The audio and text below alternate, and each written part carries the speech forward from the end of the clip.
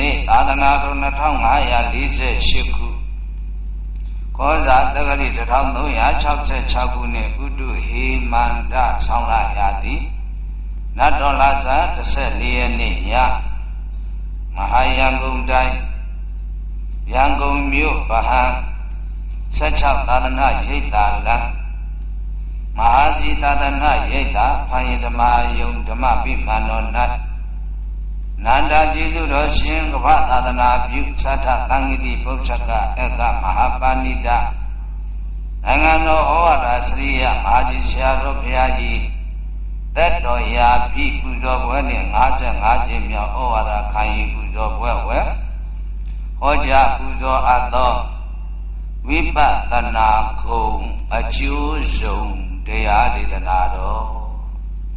ယနေ့ဘုန်းကြီးတို့ဟောကြားနာယူပူဇော်ကြမှာကဝိပဿနာခုံအကျိုးဆုံးတရားဘာတရားလဲဒါကြောင့်ဘုန်းကြီးများရဲ့နှလုံးသားမေတ္တာဖြင့်နည်းနည်းအရရကြွားရောက်ချီးမြှောက်တော်မူကြပါသည့်ဆရာတော်သံဃာတော်ယောဂီပရိသတ်သူတော်ချင်းတို့အားမေတ္တာဆန္ဒပြုပါမယ်စီရာရကတုဟောဘုစီရံပါဠိတုဟောဗုဒ္ဓောဓမ္မောရမတုမာနတိသံဃောဓာတုဒုက္ခံသဗ္ဗေဒေဝမာနိတုဟောတရာဘွန်တော်ကျေးဇူးတော်ရှင်မာသီဆရာတော်ဘုရားကြီးသက်တော်ရပြီပူဇော်ပွဲနဲ့55ကြိမ်မြောက်ဩဝါဒခံယူပူဇော်ပွဲသို့ကြွားရောက်ပူဇော်ကြကုန်သောဥဒကရကမပေါင်းသူတော်ကောင်းတို့ဘုရားသစ္စာလေးရတရားမြတ်ကိုပိုင်ရထင်နေဆရာမမှုတရားမှုညာဖြင့်ကိုရောတိုင်းသိမြင်တော်မူလာ၍လူနာပြမတတ္တဝါပေါင်းတို့အားလည်းပဲသိစေတော်မူတာကုံတကားကြောင့်ဗုဒ္ဓမြည်တွင်ဘုရားရှင်သည်ဟောတုမကမယကြိုက်တရားလာ၍အားစိုက်ပြောရှင်သင်သူတော်စင်တို့အားတရာနိယောညဘာပခမလအချင်းခသိပါလေတုယဟုလာသာပမာထား၍မမမသွေဆောင်းလျှောက်တော်မူပါစေသာဓမ္မောမလိဒံဘုလေဒနိဗ္ဗာန်ပရိယအမြတ်ထင်ပေါ်ဆေဘာသောတရားတော်မြတ်သည်ဟောတုမကံမဟာကြီးဆရာတော်ဘုရားဤသက်တော်ရာပြီပူဇော်ပွဲနှင့်55ကြိမ်မြောက်ဩဝါဒခံယူပူဇော်ပွဲလာရောက်ပူဇော်ကြကုန်သောသင်္ဃာရမပေါင်းသူတော်ကောင်းတို့ဤမာနတေဟရယေကြာဘူးငောဝသွေသာနာလိုအမတန်သိမ်မွေ့တဲ့နှလုံးသားကလေး၌တရာနိယောညဘာဘေခမလအချင်းခသိရမတုနာယမတာချင်းချံပွားသောအဖြစ်မမမသွေပြောမြူတော်မူပါစေသာ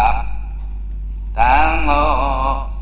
မကထာလေးယောက်ဖလထာလေးယောက်ရှေ့ရောက်များစွာရိယာနဲ့ယခုရှိတော်မူကြသည်သမုဒိတွင်ညာသံဃာတော်မြတ်အများသည်ဟောတုမကံသရထာလေးယောက်မို့သွင်းဆောင်အပ်မပြပွားလို့မို့အမြတ်တရားကိုကြီးရှားကြကုန်သောသင်သူတော်ချင်းတို့အား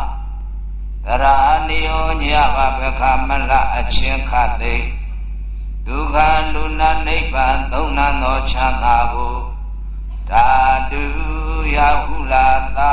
ပမာထသကဲ့သို့မမမသွေပေဒနာတော်မူပါစေသာသာဝေကျွေးမဲ့ဥဒ္ဒုံလုံးဆုံးကုန်သောဒေဝကောင်းငင်မာတိသောနသစ်ပင်မာတိသောနမြေမာတိသောနရေမာတိသောနအရာရာဖုံဖုံဘုရားဟောတကယ်ရှိကြကုန်သောနတ်မြတ်နာကောင်းနာအပေါင်းတို့သည်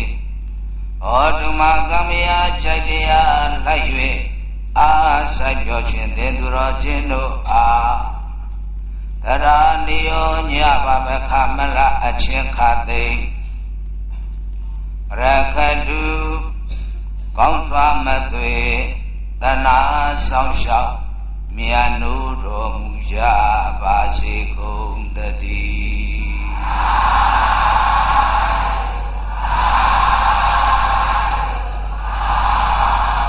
မချနဲ့ပါဗျာမထဲပါနဲ့ရှိတယ်အဲ့တော့ဘုန်းကြီးတို့ရဲ့သာနာမေတ္တာက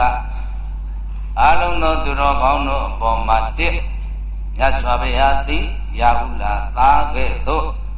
တို့တရားဓမ္မကိုစီသူတော်ချင်းတို့အားဆောင်ရှောက်ပါစေ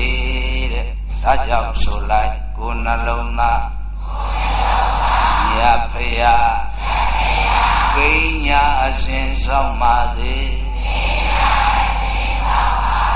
ကိုယ်နှလုံးသားမြတ်ဖရာကိညာအစဉ်ဆောင်ပါစေဒီဒုတိယကဘုန်းကြီးတို့တရားဓမ္မလောကုတ္တရာတရား9ပါးပေါ့လေပရိယနဲ့10ပါးအဲ့ဒီ10ပါးသောတရားတော်မြတ်တွေသည်ဘုန်းကြီးတို့သူတော်စင်တို့ရဲ့နှလုံးသားမှာသာဝရခိုနာပျော်ရွှင်ပါစေမိမိတို့ဒီတရားနဲ့ပျော်ရွှင်ပါစေလို့ဆိုလိုတာဆိုလိုက်ကိုယ်နှလုံးသားမြတ်တရားကိုယ်နာအစဉ်ပြောပါစေကိုယ်နှလုံးသားမြတ်တရားကိုယ်နာအစဉ်ပြောပါစေဒီနောက်တစ်ခုကအရိယာ8ပါးနဲ့သမုဒိသံဃာတော်အဲ့ဒီ9ပါးသောသံဃာတော်တွေကဒုရဂဓမ္မတို့အား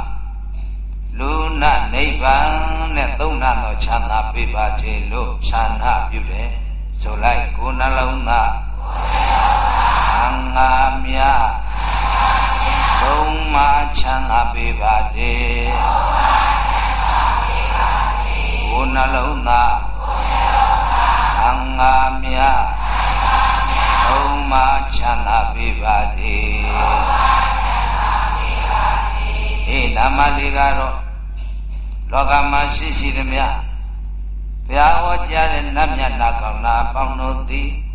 ဘုန်းကြီးတို့သူတော်စင်တို့အားအစဉ်သာဝရချစ်ခင်သနာမြတ်တို့စောင့်ရှောက်ကြပါစေဆိုလိုက်ကိုယ်နှလုံးသားဧဝမြတ်သနာမြတ်တို့ကြပါစေကိုယ်နှလုံးသားဧဝမြတ်သနာမြတ်တို့ကြပါစေမေတ္တာပေးယူဆန္ဒဖြင့်ဘုန်းကြီးတို့ရဲ့ရာပြည့်ပူဇော်ပွဲနဲ့55ကြိမ်ဩဝါဒခံယူပူဇော်သည့်နောက်ဆုံးဓမ္မသဘင်ကိုဖွင့်လှစ်လိုက်ပါပြီဖွင့်လှစ်ပြီးတော့ဘုန်းကြီးတို့သူတော်ကောင်းတို့ချင်းချင်းအပြအလှန်ခဏပူဇော်နာယူကြည်ညိုကြမဲ့တရားကဝိပဿနာကိုအဲ့တော့ဝိပဿနာဟာအင်မတန်လိုအပ်ဘယ်လိုလိုအပ်တယ်လဲဆိုရင်လောကတောင်သူလက်သမားများဥယျာဉ်ချမ်းမြေသမားများမျိုးစေ့တွေစိုက်ပျိုးတဲ့အခါပင်ပေါက်ယုံနဲ့ကိစ္စမပြီးသေးပါဘူးအပွင့်ပွင့်ရပါဦးမယ်အပွင့်ပွင့်ယုံနဲ့လည်းကိစ္စမပြီးသေးပါအတိသိရပါဦးမယ်အတိမှပြီးပြီဆိုရင်တော့အနည်းနဲ့အဝေးအနည်းနဲ့အများရင်နဲ့နောက်ကကွာတဲ့တောင်သူဥယျာဉ်ချမ်းမြေကိစ္စပြီးပြီလို့ဆိုရပါတယ်အဲ့ဒါလိုပဲဘုန်းကြီးတို့သူတော်ချင်းတို့အားဖြင့်လဲတိဒါနကုသိုလ်ကအပင်နဲ့တူပါတယ်အပင်ပေါင်းယုံနဲ့တောင်သူကိစ္စမပြီးသေးသလိုဒါနကုသိုလ်ရှိယုံနဲ့နိဗ္ဗာန်မရသေးပါဒုတိယသီလကုသိုလ်ကအပွင့်နဲ့တူပါတယ်အပွင့်ပွင့်ယုံနဲ့တောင်သူကိစ္စမပြီးသေးသလိုသီလရှိယုံနဲ့လည်းနိဗ္ဗာန်မရနိုင်သေးပါဝိပဿနာဆိုတာကအတိနဲ့တူပါတယ်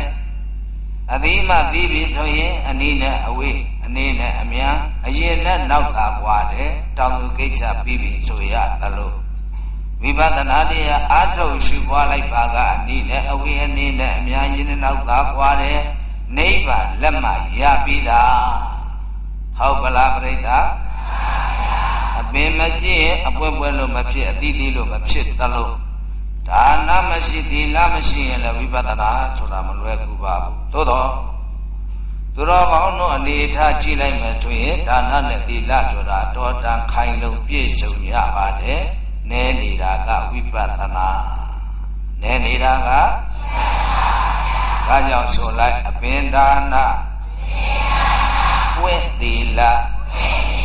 ဒီကဝိပဿနာပင်ဒါနဝိသီလဒီကဝိပဿနာအဲ့ဒါလေ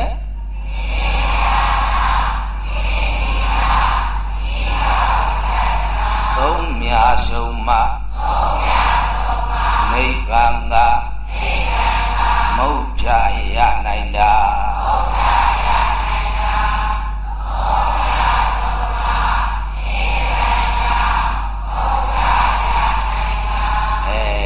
အမေရိကန်ကကိုရောကြီးက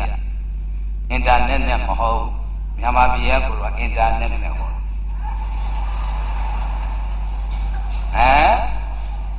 ကိုင်းရှိတယ်တဲ့ဒုတိယဥပမာကဘုန်းကြီးတို့စားလုံငန်းလုပ်တဲ့အခါအငန္ဓပါတဲ့မြေကိုပုံရပါတယ်ပုံထားရုံနဲ့စားမဖြစ်သေးဘူးရေနဲ့ဖြော်ရသေးရေနဲ့ဖြော်ရုံနဲ့လည်းစားမဖြစ်သေးဘူးမီးနဲ့ချက်လိုက်တော့မှဘာဖြစ်တယ်လဲကိုင်းဒီတော့ဒါနကဘာနဲ့တူမယ်ဟောမြေနဲ့တူတယ်မြေရှိရုံနဲ့စားမဖြစ်သေးတယ်လို့ဒါနရှိရုံနဲ့နိဗ္ဗာန်ရမလားနိသီလကဘာနဲ့တူမယ်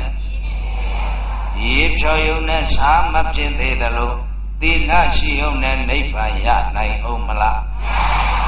ဟောဝိပဿနာကဘာနဲ့တူတယ်မီးနဲ့မှချက်လိုက်ပြီဆိုရင်အနီးနဲ့ဝေးနေနဲ့အများကြီးနဲ့နောက်သာကွာတယ်ဘာဖြစ်သွားပါလဲအဲဒီလိုပဲဒါနသီလခြေခံပြီးတော့ဝိပဿနာအားထုတ်လိုက်ရင်နိဗ္ဗာန်ရောက်ပြီလို့မှတ်လိုက်ပါဂိုင်းဆိုလိုက်ဒါနမာမီသီလရေမိဘေဝိပဿနာ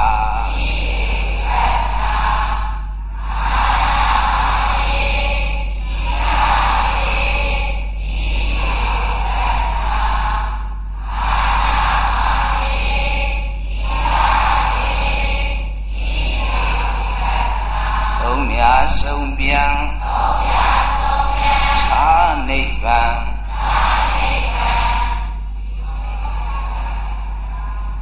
ဗျာအင်တာနက်ကတော့ပြည့်ပြီထင်တယ်အီးမေးလ်နဲ့ပဲသွားတော့မယ်ဟုတ်လားဟိုကသုံးမြတ်ဆုံးမြတ်ခြားနိဗ္ဗာန်ဧကံရနေတာပေါ့ဩကြဗျာကံရငါလည်းဉာဏ်လိုသေးရင်တော့မနဲ့ပြင်ကပူဇော်ပွဲပြီးမှထော်လာကြီးရိုက်ပါနဲ့ပါပြီးကောင်းမှုတော်နာကပြဲရရွာကိုပို့ပြီကောင်းမှုတော်နာကပြဲရရွာစာကြည့်စာစကာယနပိအမတန်ကောင်းမန္တလေးသားတယောက်ကသွားလေးလာမယ်လေးလာရင်လောကထုံးသားရကဇာတိပဲကပါလေဘာလို့ပဲစားပါတယ်နာမည်ကိုဘယ်လိုခေါ်ပါတယ်ဒါမင်းနေကြမှန်ရလားဘုန်းကြီးဇာတိရပဲရလို့ဖြူသလိုသမဲကြီးရှိပါလားရွှေဘိုကရမ်းရမ်းချဟုတ်ပါလားပြီးအလောက်ကင်ကပါပါလေတရားပြတရားဟောနာမည်ကကဘာချိုးဆရာတော်ပါဟုတ်ပါလားဒါကြောင့်နဲ့မန္တလေးသားကအဲ့ဒါလေးကိုသူကစိတ်ကူးချစီပြီးတော့တမင်တကာခဲခဲကကတွေးသွားကိုကြတော့မေးဂျုံဆိုင်နေတဲ့ခုနကပြဲလျော်ရွာသူကလေးတွေမောင်ကြီးကဘယ်သာတိကပါလဲရှင်မန္တလေးနေပြီးတော့ကပါညီမတို့ဘာများစီးပွားရေးလုပ်ကိုင်စားပါသလဲရှင်ဘယင်းလှေတော်အမှုထားပါတယ်ညီမတို့ မောင်ကြီးနာမည်ကဘယ်နဲ့ခေါ်ပါသလဲရှင်အဲ့တော့သူကတမင်ကတွေးလာတာဆိုတော့ငါရဲ့ဇာတိနဲ့အလုတ်ကိုင်းတော့စာချင်စနိုင်ငါနာမည်စာမစနိုင်ရဘူးဆိုပြီးတော့ကိုဝဲဝဲကွမ်းမှညီမတို့အဲ့တော့ပြဲရောရွာသူရွာသားတွေကပြဲရောရွာသူလေးတွေကလေချုံဆိုင်ရင်မှတာ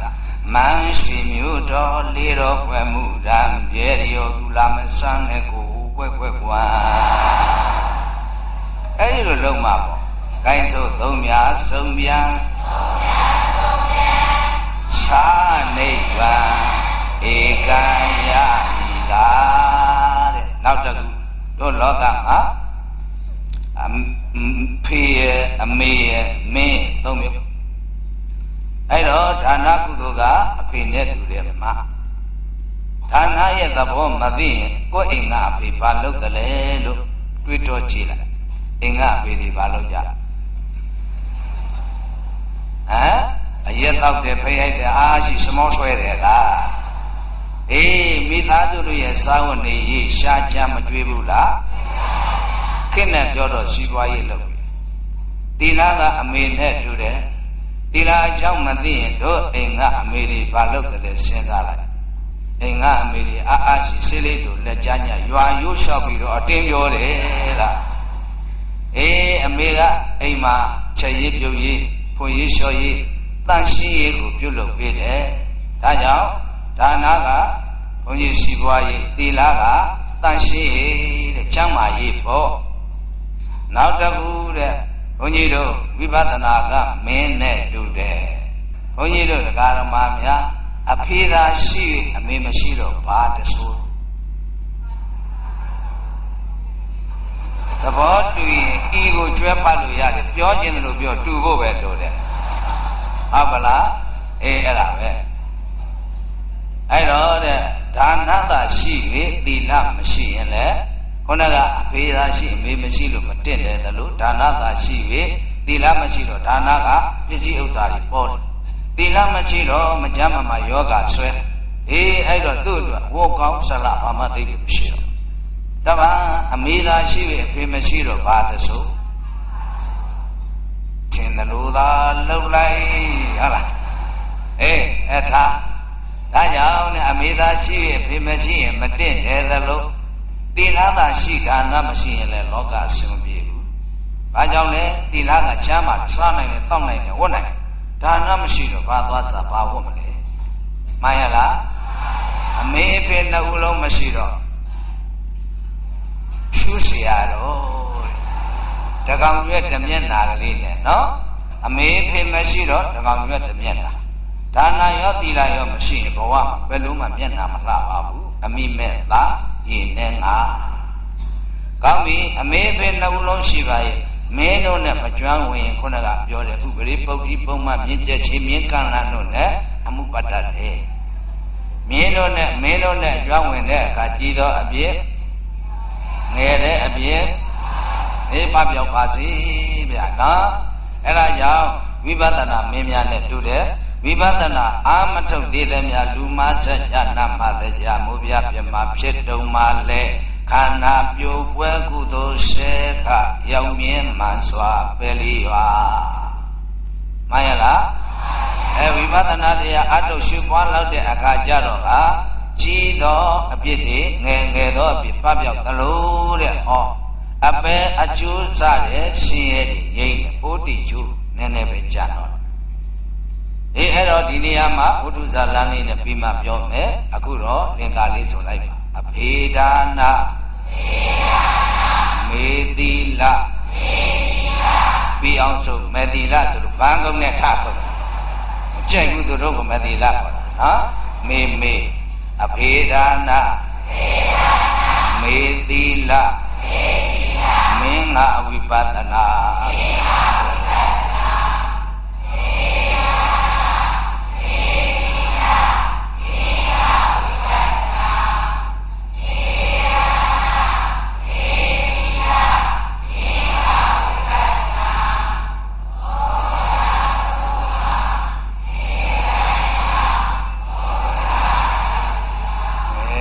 တယောက်တည်းကဤမေတ္တသလားအောင်မင်းနေသူတို့လည်းတတ်လား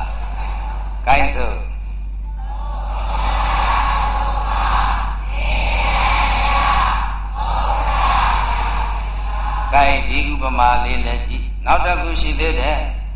အဲ့ဒါကတော့ဘုန်းကြီးတို့တရားဓမ္မများခရီးသွားကြတဲ့အခါရိတ်ခါမလိုဘူးလားဟုတ်ပြီရိတ်ခါမရှိပဲလုံးဝခရီးသွားမဖြစ်ပါဘူးပါတော့ပါရဲ့မစွတ်မပုတ်မလောင်းမကမပြစ်မစွန်းဆိုရင်လည်းပဲလက်ခုလက်ကပြန်ဆုံနေရပါလိမ့်မယ်လိတ်ရိတ်ခါကြီးပို့မှလိုသလောက်ရပါလာတော့မိမိရဲ့ခရီးသွားကိုသွားပဲများလေကျွေးမွေးပြီးတော့ခရီးဆုံးနိဗ္ဗာန်ကိုပြုံးပြောကြည်နူးစွာနဲ့ရောက်နိုင်ပါတယ်မှန်ရလားအေးအဲ့ဒါဒါနကုသိုလ်နဲ့တူတယ်လို့မှတ်လိုက်ဒါနကုသိုလ်ကရိတ်ခါနဲ့တူတယ်ပေါ့ဒါနကုသိုလ်ကအေးအဲ့ဒါပဲဗျာနောက်တစ်ခုသီလကုသိုလ်ကခြေလက်နဲ့တူတယ်ခရီးသွားတဲ့အခါခြေလက်မပါရင်သွားလို့ဖြစ်မလားပါတော့ပါရင်မတမသွားဆိုရင်အချိန်မီလိုအပ်တဲ့ခရီးဆုံးရောက်ပါမလားလမ်းခုလက်ကပဲပြန်ချုံခဲ့ရပါမယ်ခြေလက်တမ်းမာတဲ့ပုဂ္ဂိုလ်ကြတော့ကမိမိလိုအပ်တဲ့ခရီးကိုအပြည့်တိုင်သွားနိုင်တယ်လို့လုံးဝသီလမရှိရင်နိဗ္ဗာန်သွားလို့ရမလားသီလတော့ရှိရမစွတ်မပုတ်အေးအဲ့ဒီသီလနဲ့ဆိုရင်လည်းနိဗ္ဗာန်ရပါမလားမရဘူးတဲ့နောက်ဆုံးခိုင်မာကြည်လင်ဖြူဝင်းသန့်စင်တဲ့သီလမျိုးမှသာလျှင်နိဗ္ဗာန်ကိုရပါမယ်မှန်ရလားအေးနောက်တစ်ခုကပါလေဝိပဿနာကြတော့မျက်စိနဲ့တူတယ်မျက်စိလုံးဝမပါရင်ခရီးသွားလို့ဖြစ်ပါမလားအေးအဲ့တော့မျက်ကြည့်ပါတော့ပါရဲ့မုံတီဟိုတော်ကကျွင်းလက်ခလုံးငကသိခြင်းနဲ့ကြိုက်ခြင်းနဲ့မွေးအဲ့ဒီလိုမဝေခွဲနိုင်ရင်လည်းပဲခရီးဆုံးရောက်ပါမလားမျက်စိကြည်လင်မှသာလင်ကိုသွားရမယ်ခရီးအနည်းနဲ့အဝေးအကွေ့နဲ့ဖြောင်းအဲ့ဒါလိုပိုင်းခြားသိတဲ့ကဲသို့ဝိပဿနာပါမှသာလင်နိဗ္ဗာန်ရလုံးဝဝိပဿနာမပါရင်နိဗ္ဗာန်သွားလို့ရမလားပါတော့ပါရင်မစွတ်မပုတ်ဝိပဿနာဟိုရိတ်တာ9ရက်ဒီရိတ်တာ9ရက်မေစัจ java လာယောဂီဗိဓာကအကျွေးကောင်းတယ်ဗိဓာအဆောက်ကောင်းတယ်ဗိဓာကအချော့ကောင်းတယ်ပေါ့အဲ့ဒီလိုပါလေးတွေရှောက်ပြီးတော့ရွေးနေရင်တော့ဘုန်းကြီးတို့ငယ်ငယ်ကကြားဘူးလေပါတဲ့ဟိုပင်ဒီပင်ကူပါလို့မြောက်ကြီးခုံနေတယ်ဟိုပင်ဒီပင်ကူပါလို့မြောက်ကြီးခုံနေတယ်အဲ့ဒါမက္ခိယောဘာယောဂီလဲအေးမိမိကြိုက်တဲ့မာတိမဟုတ်ဘူးဆုံးလုံးသေးပါဝေဘူးလည်းညာတော်တဲ့ကိုရင်ကကြိုက်တဲ့နီးနဲ့ကိုကိုအတ္တနာဝအတ္တနံပြာကရိယငါတို့သောတာပန်ဖြစ်ပြီဟေးသဂရကံဖြစ်အနာကံဖြစ်ပြီယာနာဖြစ်ပြီလို့ကိုဆုံးဖြတ်နိုင်တဲ့အခြေမျိုးရောက်မှတရားကရညာကျင်နာယုံနဲ့တရားကရပါမလားအေးအဲ့ဒါလည်းတတိထားလူယောဂီတွေလည်းပဲတချို့ကပြောတယ်ဘုန်းကြီးတို့ယဉ်ကျေးတယ်ဘုန်းကြီးတို့မာသီယောဂီညာစင်နာတယ်နာတယ်ပြင်မဲ့ကြတော့ရံဖြစ်နေကြတာပါလားအေးလေဟိုကနာတယ်ပြောတာဘူးလို့နော်အေးအဲ့ဒါပဲတရားတွေလည်းအတူတူပဲမလေးကျမတို့ကဘယ်ဌာနမှာတာတုခေါ်ရအောင်အထုတ်လာတာတရားအထုတ်တာတာတုမခေါ်လို့ဆဲပြေရတာ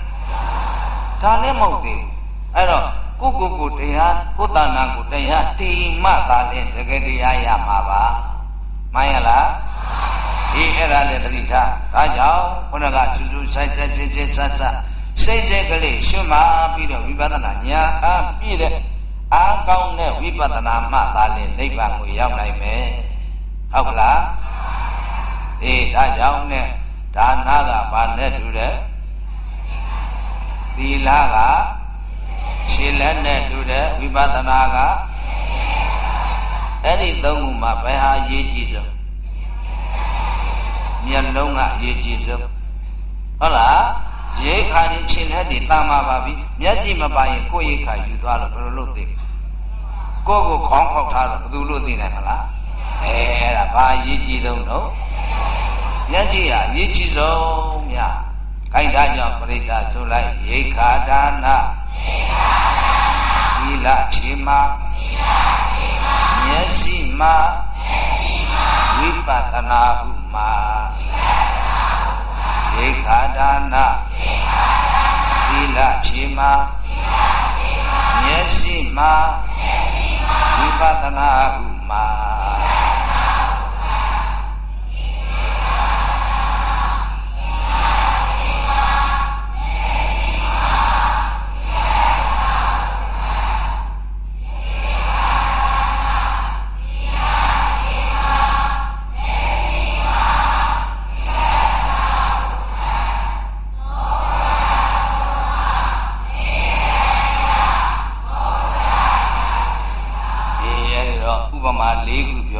ပြီဒါကြောင့်ဒါနလောက်နဲ့နိဗ္ဗာန်မရနိုင်သေးပါသူမပါရင်လည်းမရဒါနမှမပါပစ္စည်းဥစ္စာမရှိဒီပစ္စည်းဥစ္စာစားဖို့ဝတ်ဖို့နေဖို့ထိုင်ဖို့အတွက်ချက်ကုတ်ချက်ခဲရှာနေရတော့ဝိပဿနာအားထုတ်ချိန်နေရပါအဲ့တော့ဒါနကပစ္စည်းဥစ္စာပြည့်စုံတဲ့ဖြင့်ဘုန်းကြီးတို့သူတော်ချင်းများဝိပဿနာတရားအားထုတ်ကိုကွက်လက်ဖော်ပေးတာပါဒုတိယသီလအဲ့ဒီသီလရှိုံနဲ့လည်းနိဗ္ဗာန်မရနိုင်သေးပါဘုန်းကြီးတို့တရားဓမ္မများလည်းကြားဖို့ပါရှင်းတော့ကအနှစ်2000တိုင်တိုင်ကတ္တဗဘုရားလက်ထက်တုန်းကဒိဋ္ဌယဟန်ကြီးလေသီလတွေပြည့်ပြည့်စုံစုံရှိတယ်ဗျနောက်ဆုံးကြတော့ပြိမ့်မြက်ကလေးကိုသွားပြီးတော့ဆွမ်းမိတယ်ဘုဒ္ဓဂံသိက္ခာဘုရားဝိပတိတာနှလုံးမသားရမှုပြဟောနဂါကြီးသွားဖြစ်တယ်သီလရှိုံနဲ့လည်းနိဗ္ဗာန်မရနိုင်သေးဘူးအနှစ်2229ပါးသီလလောကထဲမှာလူလောကနတ်လောကမြမလောကထဲမှာယဟန်တဲ့များတဲ့သီလရှိသလားအဲ့ဒါကြောင့်နဲ့သီလနဲ့လည်းနိဗ္ဗာန်မရနိုင်သေးဘူးသီလမရှိရင်လည်းနိဗ္ဗာန်မရသီလမရှိမကြမ်းမကြမ်းရင်ချမ်းမာရေးအတွက်အချိန်လေးပေးနေရတယ်ဘယ်မှာဝိပဿနာအထုတ်နိုင်မလဲဒီလိုလေးနားလည်တာနော်အဲ့တော့ဝိပဿနာပါမသာရင်နိဗ္ဗာန်ရမယ်ဒီဝိပဿနာကလည်းပဲခုနကဒါနသီလမပါမဖြစ်ဘူးအပင်မမရှိအပွင့်မမရှိဘယ်လိုလုပ်သိပြီးမလဲဒါကြောင့်ဒါနသီလသမထ3မျိုးဟာဒါနသီလဝိပဿနာဆိုတဲ့3မျိုးဟာအညမညသဘောတရားမှန်ရလားဒါကြောင့်ဆိုဒါနဆိုတာမျိုးရိက္ခာပမာတုထာခရီးသွားနေမြမပါမလေးပါဒါနဆိုတာမျိုးရိက္ခာပမာတုထာခရီးသွားနေမြမပါမလေးပါဒါခုနကအဓိပ္ပာယ်ကျေပြောပြီးပြီအဲ့ဒီတော့ဒါနကလုံးဝမပါရင်နိဗ္ဗာန်သွားခရီးသွားလို့မရဘူးပါတော့ပါရင်မစွတ်ဘုဒါနပဂသနာဒါနလာဘဒါနဘယဒါပဂသနာဒါနဆိုတာနာမည်ကျော်ကြလူသိများယူပြုတာပဂသနာဒါနသူ့ရဲ့ရည်ရွယ်ချက်လောကပြောရင်ခိတ္တနာမည်ကျော်နာဆုံးသွားလို့နိဗ္ဗာန်ဘယ်လိုမှသွားမရဘူးအင်းအာတတ္တိစွမ်းရည်ကုန်သွားပါပြီမှန်ရလားနောက်တစ်ခုဘယဒါနဘယ်နဲ့နတ်တိုက်ထိုင်ရရေရရဘယ်အချိန်အဘယ်မြည်သောဘုရားဘယ်ထောင်းကနေပြီးတော့ဘာလူလိုက်ပါဆိုပြီးတော့သွားလူတာရှောက်လို့သူလူတာပါဘုရားရဲ့ကိုယ့်ဘောထားကြည့်ရတဲ့မေတ္တာကရုဏာစေတနာဘာမှထောက်ထားလို့မရတဲ့အတွက်ဒါကြောင့်သူက၆ထားရင်ခိတ်ဆုံးလို့နိဗ္ဗာန်မရောက်ပါဘူးမှန်ရလားနောက်တစ်ခုလာဘဒါနာဒါလည်းပေရဏတတရရေရယာရုတက်ခြင်းနဲ့ရှိစေပြခြင်းနဲ့သာမဝေအောင်ချမ်းမာရေးကောင်းရင်ဘယ်ဘုရားဘယ်အချိန်ဘယ်နေရာကဘာသွားလူပါဆိုရင်လည်းပဲထောင်မြင်လို့အဲ့ဒါသူကချမ်းမာရေးကောင်းတယ်ဆိုတဲ့ဒီခိတ်ဆုံးသွားလို့နိဗ္ဗာန်မရပါဘူးဒါကြောင့်အတ္တမသောပါဏမုတ်တိမတ္တဒါနံဘိကုသလံဝါဟောတုဣဒံမေဒါနာသောခယဝံဟောတုတိမေနဒိဏသမ္မာထပိတံဟောတိဝေဒနေတိတံမြဲတဆုပ်သိရတဆုပ်အလူပင်ဖြစ်ပါစေဤကုသိုလ်သည်နိဗ္ဗာန်ရပါလို့ဤလူချမ်းသာနတ်ချမ်းသာမြမချမ်းသာလုံးဝထက်မတွက်နိဗ္ဗာန်ချမ်းသာရပါလို့ဤလို့အဲ့ဒါလို့ရည်ရွယ်ဖြောင်းတန်းတဲ့အလူမသာလင်နိဗ္ဗာန်ရောက်ပါမယ်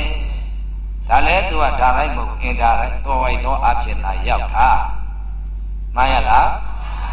အဲ့ဒီလိုလူရင်းနဲ့ကိုပြည့်စည်ကောင်းကောင်းထားရရောက်တဲ့ဝဆင်းရဲကင်းတဲ့နိဗ္ဗာန်ကိုလည်းပဲအရောက်ဖို့ပေးတဲ့ဒါနမျိုးပါတဲ့ဗျာသဘောပေါက်မလားဒါကြောင့်ဒါနပါရောပါရဲ့ပဂသနာဒါနလာဘဒါနဘယဒါနမျိုးနဲ့နိဗ္ဗာန်မရနိုင်သေးဘူးယခုနဲ့ကပြောတဲ့မြတ်သေးရွတ်တဆုပ်အလူပင်ဖြစ်ပါစေနိဗ္ဗာန်ရည်မှန်လူသားနဲ့ဒါနမျိုးမှသာလင်နိဗ္ဗာန်ပဋိတဝဒိဋ္ဌဒါနနာမနိဗ္ဗာန်အပတဝပရိယောသနာနာဟောတိနိဗ္ဗာန်ရည်မှန်ပြီးတော့လူသားနဲ့ဒါနမျိုးဆိုတာ နိဗ္ဗာန်မရောက်မီစာကြအကျိုးသွားမကုန်ဘူးတဲ့ဗမာပြောရရင်မအေးနဲ့မထေးမအေးကကိုယ်ပိုင်ခရီးမထေးရပေါ်လိုက်မအေးကလည်းလမ်းတွေ့သမျှလူနဲ့ဘယ်နဲ့တော့ညီသားသမီးတွေနေကောင်းရဲ့လားဇီဝရေးအခြေအနေဘယ်နဲ့တော့နင့်ကဘုတ်တော်ကြီးတောက်သေးလားတွေးတဲ့လူနဲ့စကားပြောတယ်ဟောအဲ့တော့မထေးရ MBA ရီးသွားရမယ်ခရီးမဆုံးသေးဘူးပြန်ရအောင်မယ်ဒီလိုသာလူတကာနဲ့ညီတွေးတဲ့လူတွေစကားပြောတယ်ဘယ်လိုလုပ်ရောက်တော့မှလဲမထေးရသတိပေးအဲ့ဒီလိုပဲနိဗ္ဗာန်ရောက်လို့တဲ့ကုသိုလ်ကသင်လူဘဝနတ်ဘဝပြမဘဝပျော်မနေနဲ့တင်းဆိုတောင်းတာနိဗ္ဗာန်ဒီလူဘဝနတ်ဘဝပြမဘဝနဲ့မရနိုင်သေးဘူးဆိုပြီးတော့သတိပေးတယ်လို့နိဗ္ဗာန်ရင်မှလူသားတဲ့ကုသိုလ်ဆိုတာနိဗ္ဗာန်မရောက်မီစာကြအကျိုးသွားမကုန်ပါဘူးမှန်ရလားအဲ့ဒါဒီပစ္စုတွေတောင်းနေတော့တောင်းတာကရည်ရွယ်ချက်ပဲရှိတာပြုလုပ်တာကလှုပ်ဆောင်ချက်ရည်ရွယ်ချက်နဲ့မဖြစ်နိုင်ပါဘူးလှုပ်ဆောင်ချက်ကူမှသာလေလိုအပ်တဲ့ကိစ္စပြည်စီအောင်မြင်ပါတယ်အဲ့တော့ဘာပဲလို့နိဗ္ဗာန်ကိုသာရည်မှမှန်ရလားခိုင်းနောက်တစ်ခုဆိုသီလဆိုတာလက်ချေပါသီလဆိုတာလက်ချေပါသမာဓုထားခရီးသွားသမာဓုထားခရီးသွားမဲမြမပါမလေးပါ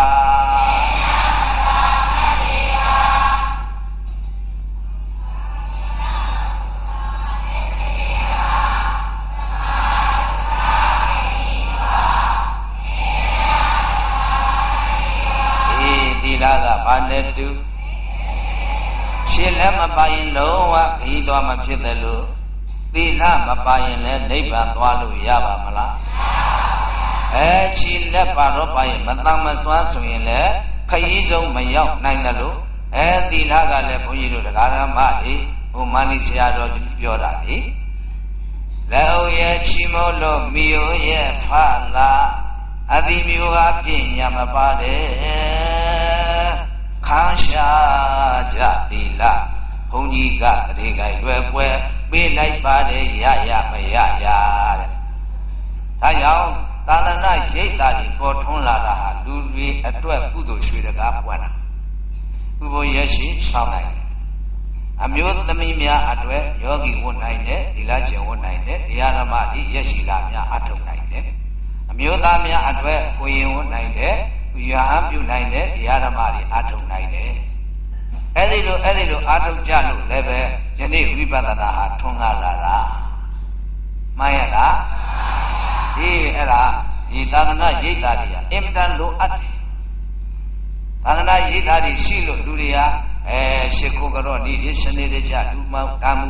ပေးမှုကမ်းမှုနောက်ဆုံးရှုမှတ်မှုအထိအရှင်းမြင့်ဖြစ်လာကြတာအဲ့တော့ဒီဝိပဿနာတရားဆိုတာကပြောရရင်လူတန်းစားညီမျှပေးတဲ့တရားပြောရရင်မိမပဲသောတာပန်ဖြစ်ဖြစ်ယောက်ျားပဲသောတာပန်ဖြစ်ဖြစ်ခွန်ကြီးတို့မိမရတဲ့သောတာပန်ကဘယ်လိုနေလဲလို့ရှိကိုမရှိဘူးမှန်ရလားနောက်တစ်ခုကိုကောင်း64ရတွေ့ထထရုပ်ကြီးဖုဒ္ဓရီရှင်မလို့မြင်ရသူဝင်မောရအောင်ချောလာကိုပြောပြလို့မကုန်နိုင်တဲ့မြာချင်းမုံခေါ်တဲ့မိုက်ရင်ကြီးပိန်ရတဲ့ဝဲချောက်ကဆွဲဒီအမွဲကအဘိယုံပြဆန်းချောင်းကိုကိုင်းတဲ့လုတ်တိုင်းကလက်မခံဖက်မတာစုံညိုးလာတဲ့အယုတ်ဆိုးမတဲ့မတ်ကြီးတာအဲ့ဒီလူတွေသောတာပန်ဖြစ်ရင်နင့်အယုတ်ဆိုးတဲ့မတ်ကြီးတာသောတာပန်ရှင်းနေတယ်လို့ရှိလို့မရှိမှန်ရလားအဲ့ဒါပဲဗျာဒါကြောင့်ပစ္စည်းရှိတဲ့လူဟုတ်လားပစ္စည်းမရှိတဲ့လူသောတာပန်ဖြစ်သွားရင်ရှင်းမခွဲဘူးဂုံကြီးတူပဲပြိတ္တာသိပြီးတော့မွန်မြတ်တဲ့ဝိပဿနာနောက်ဆုံးအနုအဝဲအဲ့ဒီအနုဝဲကလည်းအထုတ်ရင်သောတာပန်ဖြစ်သွားမယ်တခြားသောခန္ဓာကိုယ်အင်္ဂါချင်းနဲ့ကောင်းတဲ့ပုဂ္ဂိုလ်ကသောတာပန်ဖြစ်သွားတယ်နင့်အနုသောတာပန်ကအောက်အရှင်နေတယ်လို့မရှိပါဘူးခြေတော်ကကြားဖို့ပါလေတာဘုန်းကြီးတို့သုပ္ပဗုဒ္ဓဂုဋ္ဌိတဲ့သုပ္ပအိပ်ပျော်နေတဲ့လူတွေကိုဗုဒ္ဓနိုးအောင်ဂုဋ္ဌအရေးဆိုလက်ချေလို့တဲ့နုမနာယောဂဤကရှိတာသုပ္ပဗုဒ္ဓဂုဋ္ဌိဆိုတာသူ့မှာဂျာထာနဲ့ပိုးတွေကတောင်းကြတော့ကိုယ်ပိုင်ရာပိုင်အိမ်ပိုင်မရှိသူများအိမ်မိပြီးတော့အိမ်ရအဲဒီပိုးတွေကညအခါကြိုက်ကြထိုးကြတော့တခါလေရာထာနဲ့တပြင်းပြင်းခုတ်ရလို့ နောက်ကအိမ်နိုင်ရတရောင်နဲ့တွက်တဲ့အိမ်ထဲနေတဲ့လူတွေကိုအိယာကနိုးပါလေဒါကြောင့်သူ့ကိုသုတ်ပါဗုဒ္ဓဂုတ်တိအမြဲတမ်းပြင်းထန်ကြားထားတဲ့အရေးဆိုလက်ချေတို့တဲ့လက်ပရောစီနူနာယောဂတဲ့ကြီးအေးဒါနဲ့ပါဖြစ်လို့ဒါလိုပဲတရွာဝင်တရွာတဲ့သမုဒ္ဒရာဝံတထွားအေးပြေးသွားတောင်းရံပြီးတော့စားတော့ခဲ့ရတနေ့တော့တဲ့မြတ်စွာဘုရားတရားဟောနေတရားဟောနေတော့သူ့အနေအပြင်ဘုရားအတန်မကြားပါဘုရားတော့အတန်ဆိုတာလူချင်းလူ2000လွှာဆက်ဆက်နေစัจ java လာတတိုင်းနှခအထိအနန္တကပြောတယ်လို့ကြားရလူနဲ့3000အဆက်ပြတ်သွားပြီဆိုရင်လုံးဝမကြားဘူးအဲ့တော့တို့ယနေ့ခေတ်ကလူတွေကတော့စေရနာရည်ကြီးကမ်းမျိုးလိုက်ပြီးတော့မတ်ကြီးတွေဟွန်းကြီးတွေတဲနေကြနာကျင်လာပေါ့အေးအဝေးကကြားအဝေးကကြားအမေအဲ့တချို့ကပြောသေးတယ်ဘယ်နဲ့ပြောမှနေတော့သူကလောက်တာတော့တရားစီစီစောက်တော့တေချာနာတာမဟုတ်ဘူးဟိုကိုရီးယားဇာတ်လမ်းတွေကြည့်နေတာဆောင်းရွက်ကျွေးချစ်တဲ့သိပေါပေါဆုံးစီသာရင်ခုံသာဗါတဲ့ညီမလေးပေါ့ပြင်မဲ့မှာသုံးတခုအလေးပေါ့သွားလို့ဒီကတရားသာကြားလိုက်တာလေးနဲ့ပြန်လာတော့ဘယ်နဲ့လဲအမလီကြီးတို့သွားတော့တူတုတ်ရတဲ့ညောင်းတာဖတ်တယ်လေတို့တီကတော့ပြပြတသာကြားရတယ်ဘာမှမဟုတ်ဘူးကိုရီးယားဇာတ်လမ်းတွေနဲ့ပြီးနေတာခိုင်းတော့ပါပြီပြောလိုတာကဘာလဲအခုခေတ်သားတို့တွေကစေရနာရေရှိကမ်းမျိုးလိုက်ပြီးတော့အဝေးကကြားရအောင်လို့ထားအေးဘုရားအတန်တော်ကြတော့ပရိသတ်နဲ့3000กว่าသွားရင်ကြားတော့အဲ့ရနေပြီးတော့သုဘဗုဒ္ဓဂုတ်တိကြီးရလေဟာလူစုလူဝေးနဲ့လူပေးနေကြဟန်တူရဲ့အေးသမင်းညာဟင်းကြသမင်းလုံးဟစ်ဆက်ကလေးတော့ရလို့ရ냐တရွေ့တိုးလာပရိသတ်နဲ့လည်း2000လွှာရောက်ရောမြတ်စွာဘုရားရဲ့တရားဟောတာသူကြားသွားတယ်အေးအဲ့ဒါကတော့ဘာလဲဆိုရင်သစ္စာ၄ပါးဘာပါလဲသောဒုက္ခသစ္စာရှိရဓမ္မနဲ့တရားသမုဒယသစ္စာ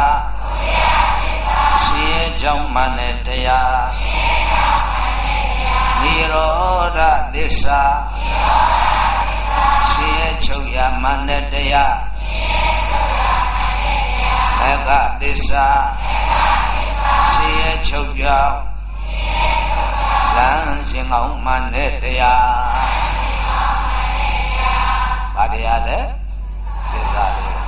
ဒါပေမဲ့ရှုွက်မဟုတ်သေးဘူးကောင်းကြီးနာမည်မာတိကာပဲရှိသေးတယ်တကယ်ရှုွက်ကဒုက္ခသစ္စာမရိဇာနံတော်ဒုစတုပ္ပခအလကသစ္စာမင်္ဂနာပရိပိုင်မိုင်ခြားကြဇာနန္တသိအောင်လုပ်ပါရှင်ရဲ့တာသိအောင်လုပ်အဲ့ဒါလုပ်ပြီးပဲ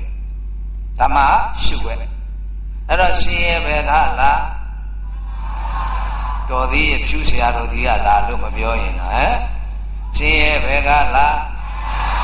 အဲ့ဒါပဲဒါကြောင့်နဲ့ဒီခန္ဓာကိုသွားရထိုင်လျောင်းလက်ကပြောင်းကောင်းကောင်းမှတ်ရနေကြလေတို့ဒီကစာအိတ်ချင်းကြပေါ်သမျှယုံနာရှုပါလေတတိပဒနိကြရှုမှတ်တော့ဒီခန္ဓာကမြဲတာရှိသလားဖောင်းတာလေးတကူကြည့်ဖောင်းစားပြောက်ဖောင်းလဲပေါ်ဖောင်းလဲပြောက်ဖောင်းသုံးပေါ်ဖောင်းသုံးပြောက်ပိစားပေါ်ပိစားပြောက်ပိလဲပေါ်ပိလဲပြောက်ပိသုံးပေါ်ဒါမြဲလို့လားမမြဲလို့မြဲရင်တစ်ဖောင်းနဲ့5မိနစ်နေနိုင်ရမယ်အခုနေလို့ရလား10မိနစ်မှအဖောင်းမလို့10မိနစ်မှအဖောင်း15ပေါင်းအပိ15ပိမြအဲ့တော့10မိနစ်အမှတ်မလို့30ဖောင်းမနဲ့ဖောင်းဣတော်ရ30လို့ဖောင်းမနဲ့ဖောင်းဆိုဗကြီးကွဲထွက်သွားအောင်အဲ့တော့အဖောင်းကအပိန်ကနောက်တစ်ခုရှိသေးတယ်ခဏိခေစားအဲ့ဒါကတော့ဗါတဲ့ဟိုမင်းသမီးဘုန်းကြီးလည်းမပြောတာကြာတော့မေ့နေပြီဟိုတီးသွားလေးကချွင်းတောက်ချွင်းတောက်ဟောသိသွားပြီဟောသိတာကြီးအရင်သိရှင်သောမဏိဇာနာယေဆိုတာလေခိအစားဆုံးပဲဗျာကြိုက်တော့ပါပြီဒါကြောင့်10မိနစ်မှအဖောင်းမလား15ပေါင်းအပိ5မိနစ်ညံ့ပြောတော့5မိနစ် 150 10 မိနစ်15 မိနစ်မိနစ်20 25 မိနစ်မိနစ်30 တနာရီ1800 တနေ့ကုန်24 နာရီပြောအဲ့ဒါတနေ့ကုန်24 နာရီများမှတ်နိုင်မယ်ဆိုရင် 43,200 ခိုက်ကြည့်စမ်းဝိပဿနာစွမ်းအားမှန်ရလားခိုင်းဆို30ဖောင်းပိတ်မိနစ်ချိန်ဆောင်တနာရီကြာ1800 တောင်တရက်ပိန်ဖောင်း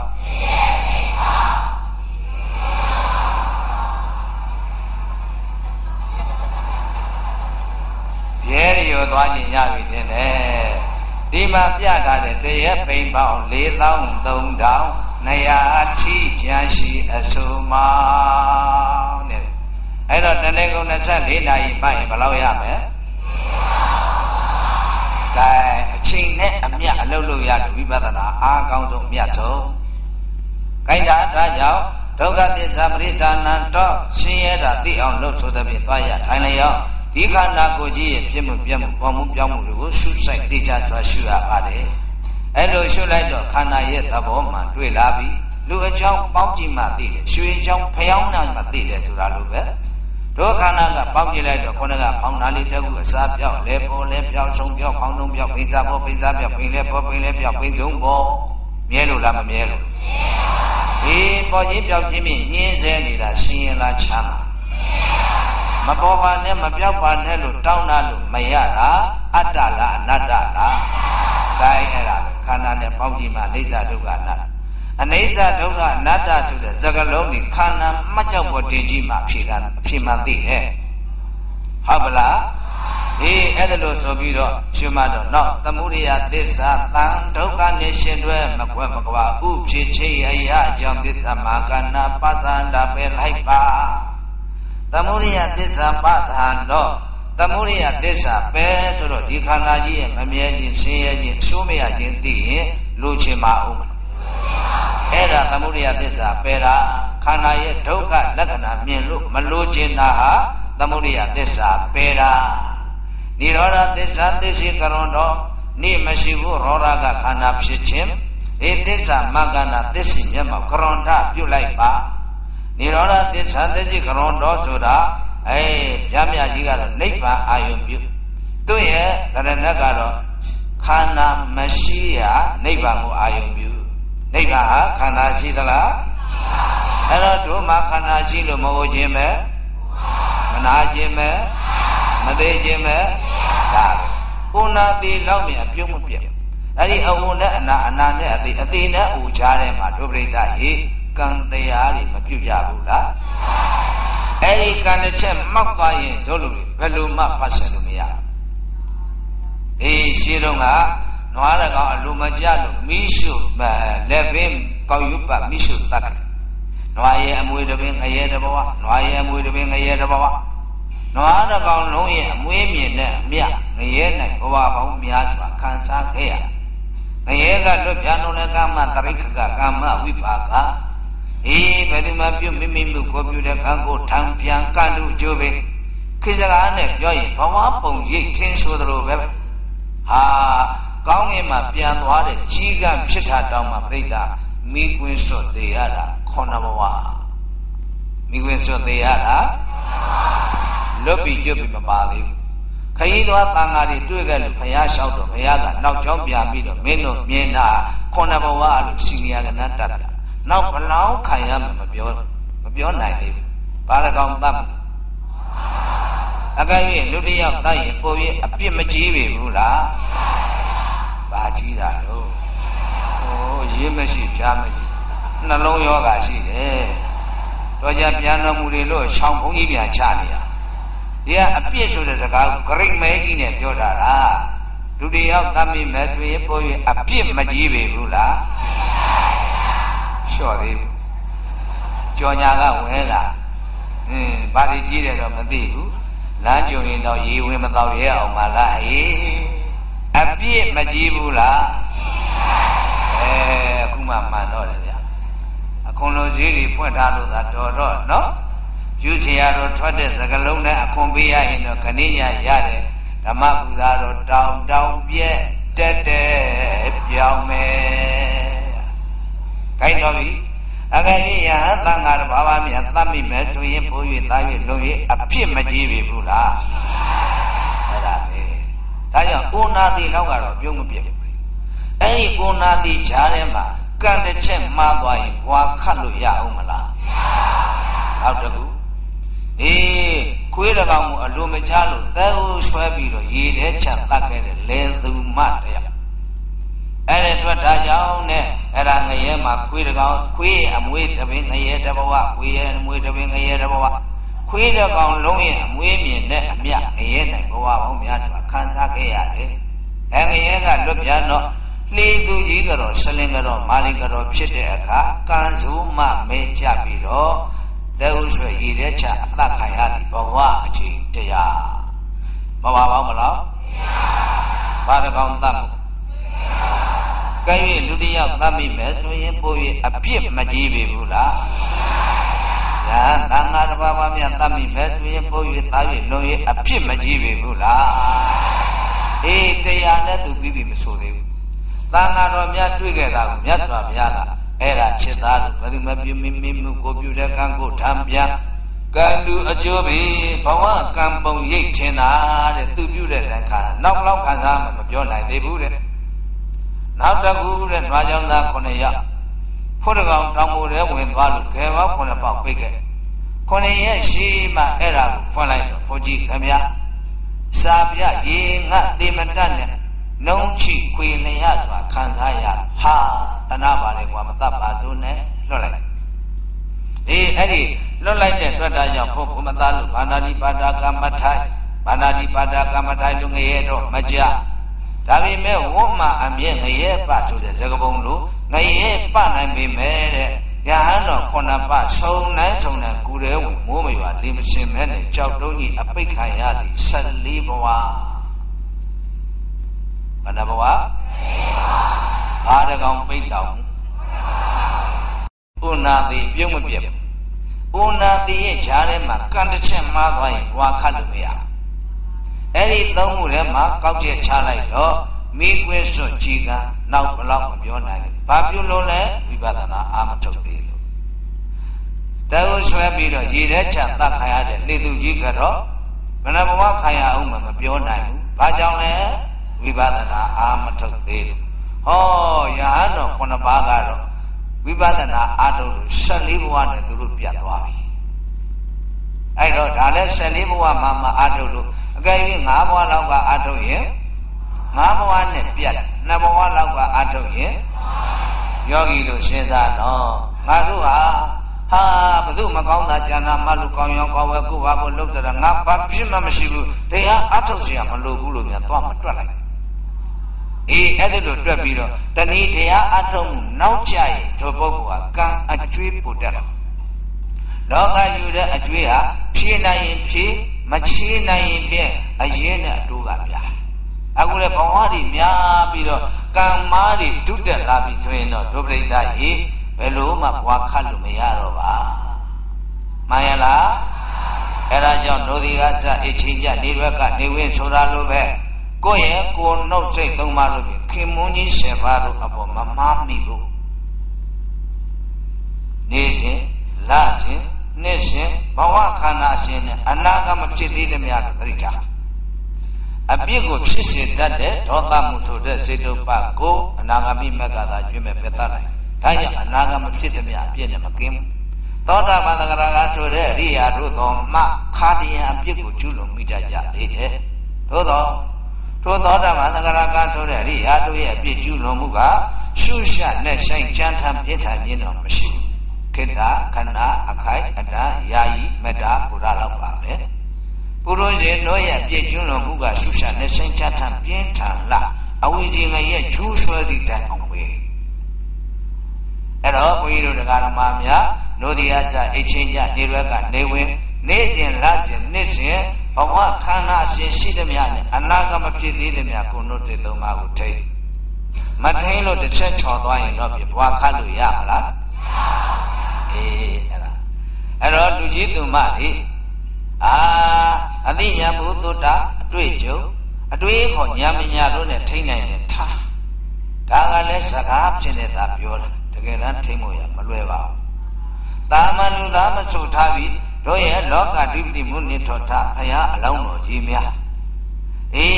ဓာတောင်ကိုကြောမိပင်လည်းဖြတ်ရစေတော့တကယ်ခိုင်မာတိကျပြတ်သားတဲ့စိတ်ဓာတ်နဲ့ပါရမီခရီးရှိကြီးကိုလျှောက်လာအဲ့တော့ပါရမီဆိုတဲ့စကားလုံးကသူတော်ကောင်းတို့နဲ့နားနေတော့အမတန်မှမွေးကြံတင်းပြတာပေါ့ဟုတ်ပါတယ်စကားလုံးကအမတန်မွေးကြံတင်းပြဒါပေမဲ့ဖော်ဆောင်မှုလုပ်ငန်းရှင်ကတော့အမတန်ချမ်းသာပါတယ်ပြိတ္တာပါရမီဟာခရီးချမ်းပါရမီဟာအဲ့တော့ကိုရှိတဲ့ပစ္စည်းတင်မကတ်တဲ့ပုံခါပြီးတော့ခေါင်းဝါချပြီးအာယနာကျွင်ခွေဆိုင်စပါးဥဒ္ဒတိမြင်လေရကညွှန်စင်ပြီးကျွဲနွားအဇနိမိယသမိတာအဲ့ဒါတွေစွန့်ဒါနပါရမီရှိသေးတယ်ဟုတ်ပါလားဘယ်နဲ့တော့ဒုပရိသစိတ်ကူးရဲရလားအခုဖြူချရတော့လိုက်900ကွယ်ကမာယိဗုဒ္ဓနောက်ကျောပဲဖြူမာစီကွယ်ဆိုပြီးတော့အဲ့ဒါအလျာပေ90နံပေ50လေးတက်ကြောင်းကြီးဆောက်တယ်ဟုတ်ပါလားအဲ့ဒီလေးတက်ကြောင်းကြီးဆောက်နေတာအခုသိမ်းပေါင်း1800ကုန်ပါပြီရတာက800ပဲရပါတယ်ဒါနောက်တာ900လိုပါသေးတယ်။ကိုက်ဒါကြောင့်ဒုဒကရမတွေဘုရားလောင်းလို့ကျင့်တဲ့လုပ်ငန်းဟာလက်တွေ့ဖော်ဆောင်မှုနေနေတာစိတ်တောင်မကူအောင်ဘူးဒုတိယအဆင့်ကသင်းတို့လှူရဲလူကြီးတာခြေလက်နာနာမြတ်ကြီးတွေဖြတ်တောက်ဖောက်ထုတ်ပြမယ်ကိုက်ပဲတယ်တော့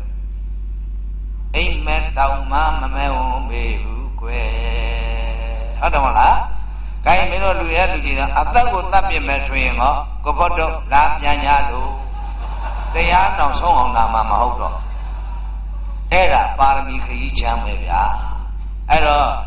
ခရီးတန်ကလည်းလေးသိချင်းနဲ့ကဘာတည်းကာလကရှေ့ကြအရှင်းကပုထုဇဉ်ဘဝဘုရားလောင်းတို့သည်ကြိုတေးပြီးသောတာပန်သဂရကနာဂယဟန္တာမဖြစ်ကောင်းအဲ့ဒါတွေဖြစ်ပြီးဘုရားဖြစ်လို့မရတော့ဘုရားဖြစ်မဲ့နေ့မှသောတာပန်သဂရကနာဂယဟန္တာဘုရားလို့ဇက်တိုက်ဖြစ်ရပါအဲ့တော့လေးသိချင်းကဘာတည်းကာလဘုရားလောင်းတော်ကပဲအရှင်းပုရုဇဉ်အရှင်းဖြစ်သောကြောင့်ရေသဖန်းပြီးပိုးမကင်းသလားဘုရုဇနာအဘာဝမဟာသာဝဇောပုရုဇဉ်ဆိုတာအမတအပြစ်များအပြစ်ရှိတဲ့လူကိုပုထုဇဉ်မှန်ရလားသက္ကာယပဲဖြတ်မှပဲဇတ်လွတ်မယ်ဝိပညာဖြာလန်းတဲ့တကယ်တမ်းချိုးပန်းယောဂီရဲ့ဟောဒီဝိပဿနာအားထုတ်လို့သောတာပန်ဖြစ်သွားရင်ခုနကအရှင်းခွဲရည်လားခွဲတော့ဘူးဗျာလူတန်းစားညီမြရေးအကွင်ရေးတူတာဟောဒီဝိပဿနာကိုင်းတာတဲ့အခုပြောနေတာကဘာလဲဘုရားလောင်းတော်ကြီးများဘဝခရီးနဲ့စုကြီးပါဒါပေမဲ့လို့ပုရုဇဉ်ဘဝနဲ့လေးသိချင်းကဘာတသိကာလကရှည်ချပုရုဇဉ်ဆိုတော့အရှင်းကလုံနေတဲ့တွေ့တာရောကာယကံပြည့်5မျိုးဒီကံပြည့်6မျိုးနောကံပြည့်1မျိုးပေါင်း17ပါးကျူးလွန်ခဲ့တယ်တာမန်လေးကြုံရှိကြတဲ့ပုရုဇဉ်ခရီးတွေအတွက်တော့ဘယ်နဲ့လွယ်ပါမလားမလွယ်သေးတာရှိရတတိနဲ့ထိုင်ဘာမလို့တော့ဘုရားလောင်းတော်ကြီးများကြတော့လမ်းကြောင်းထွင်ပေးမဲ့ပုဂ္ဂိုလ်မရှိသေးဘူးသူလမ်းသူထွင်ရဘုန်းကြီးတို့သူတော်စင်များမှာယနေ့ညမှာပြည်3ပေါင်း60လူဦးရေအဲဒီမှာဘုန်းကြီးသီလရှင်4သိန်းကရှိဒီဘုန်းကြီးသီလရှင်တွေကဘုရားဟောစားပေးနေတဲ့ဟဲ့ဒီလိုနဲ့ဒီလိုထားဒီလိုပြောဒီလိုဆိုအဲ့ဒီလိုဘဝလမ်းကြောင်းမီးမောင်းထိုးပြီးတော့လမ်းကြောင်းဖွင့်ပြရင်ဘုန်းကြီးတို့သူတော်စင်များကတပန်းသာဘုရားလောင်းတော်ကြီးနဲ့ရှင်ကန်းတော်တော်ဆိုတာလို့သူ့ဘဝခရီးကြသူကိုယ်တိုင်ထွတ်ဖောက်ခဲ့ရမှန်ရလားအဲ့ဒါလေးတော့သတိရှိကြဖို့လိုတယ်ပေါ့ကိုင်းတော်ပြီဗျာဒါကြောင့်သမုဒိယသစ္စာပဇာနောရှင်ရဲ့ကြောင့်တဏရေသောမြင့်ရှင်ရဲ့ကပင်လုံးပင်စီရေသောမြင့်ကမြေကြီးရေကြီးယူပေးလိုက်တော့ဒုက္ခပင်လုံးကြီးရှိကြတည်တာပေါ့မှန်ရလားမသိလို့လိုချင်ပါသည်ဟောအဝိဇ္ဇာကဖုံးလွှမ်းတာတော့မသိဘူးမသိတော့ယောဂီကလိုချင်တယ် မသိလို့လိုချင်မှသည်လိုချင်တော့ရအောင်လုပ်သည်ရအောင်လုပ်တော့ရသည်ရတာတွေကရှင်ရဲ့ဖြစ်သည်ရှင်ရဲ့ကိုရှင်မှမသိသည်မသိတော့လိုချင်ပြန်သည်လိုချင်တော့ရအောင်လုပ်သည်ဘုရားတို့ရဲ့ငယ်မှုငယ်သွေးလေးပေါ့ဘုန်းကြီးလည်းအခုကအိုပယ်ပိုင်းရောက်လာတော့နည်းနည်းအသာလေးတုံရင်းလာဘုရားတို့ငယ်ငယ်တုန်းကဂျပန်ကြီးဆိုင်ထားတာကြလို့မသိလို့လိုချင်မှသည်လိုချင်တော့ရအောင်လုပ်သည်ရအောင်လုပ်တော့ရသည်ရတာတွေကရှင်ဖြစ်သည်ဟုတ်လားအဲ့ဒါပဲမသိတဲ့အတွက်ဒါကြောင့်နဲ့တဏှာကရမ်းဖန်ပြီးတော့ဆွဲတော့တာပဲ